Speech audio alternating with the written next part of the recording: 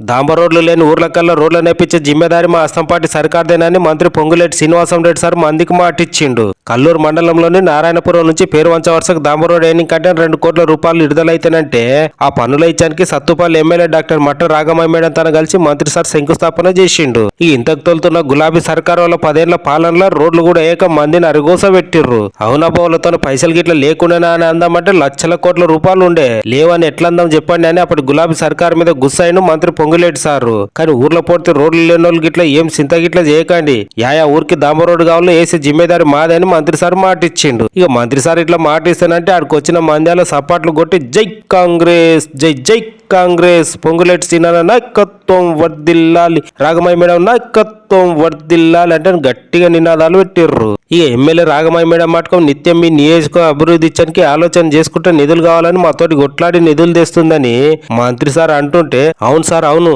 ఇటువంటి ఎమ్మెల్యే మాకు ఉన్నందించడానికి మేము నెస్స అదృష్టవంతులని మంది మంత్రి సార్ కు చెప్పుకుంటూ సంతోషపడ్డారు. ఈ కార్యంలో అస్తపాటి పెద్ద పెద్ద లీడర్లతో పాటు సర్కార్ పెద్ద ఆఫీసర్లే కాకుండా ఊరూర్ల సందొచ్చిన అస్తపాటి బుడ్డ బుడ్డ లీడర్లు పాల్గొన్నారు.